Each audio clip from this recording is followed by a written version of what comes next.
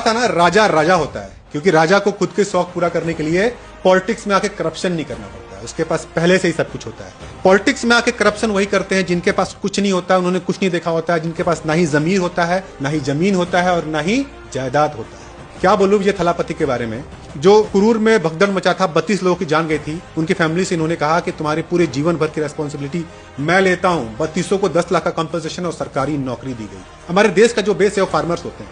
Farmers को खुला बोला कि आपने जो भी लोन लिया है, अगर आप नहीं चुका पा रहे हो तो आपको आत्महत्या करने की जरूरत नहीं है, कोई भी आपके पास वसूली करने नहीं आएगा, आपका लोन वेव कर दिया जाएगा, माफ कर दिया जाएगा। महीने का 200 यूनिट की इलेक्ट्रिसिटी आपको दी जाएगी। करप्शन रोकने के लिए एक पोर्टल लॉन्च किया, वैत्री पोर्टल।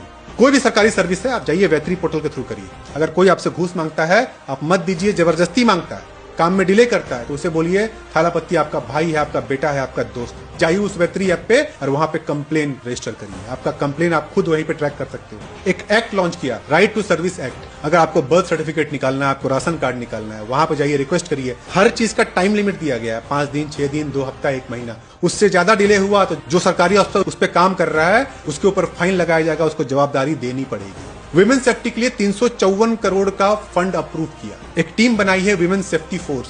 दिन हो या रात हो, हर एक नक्खड़ पे, हर एक अंधेरी गली पे, हर एक बस चौराहे पे, हर एक ट्रेन स्टेशन पे पुलिस पेट्रोलिंग करेगी। ड्रोन से सर्विलेंस होगा। अगर कोई भी गलत हरकत करते हुए पकड़ा गया, लेडीज को छेड़ते हुए पकड़ा गया, उसके ऊपर वहीं पे एक्शन होगा। अगर रेपिस्ट है, रेपिस्ट को तो बोला है कि फैसला ऑन द स्पॉट करो, लेकिन अगर कोर्ट तक केस पहुंचती है तो उसका भी डिसीजन जल्द से जल्द आएगा, एज सून एज पॉसिबल। एक IAS की टीम बुलाई और बोला कि अगर आप काम सही से नहीं करोगे तो तुम्हारा रेजिग्नेशन मैं साइन करूंगा। उन्होंने ये भी बात बोला कॉमन एजुकेशन का। आप 10 रुपए में बच्चे को पढ़ा रहे हो या 10,000 रुपए में, एजुकेशन कॉमन रहेगा। जो सिलेबस 10 रुपए में पढ़ाया जा रहा है वही सिलेबस 10,000 में पढ़ाया जाएगा। जो सरकारी में चल रहा है वही प्राइवेट में चलेगा।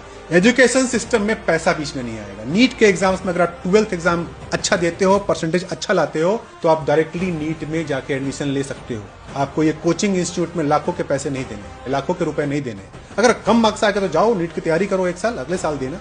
भाई मुझे एक पिक्चर लग रहा है, जैसे मैं थालापति का पिक्चर देखता था ना, वो मुझे ये रियल में दिख रहा है। थालापति हीरो का काम कर रहे हैं। सैल्यूट है सर आपको, अप्रिशिएटेड।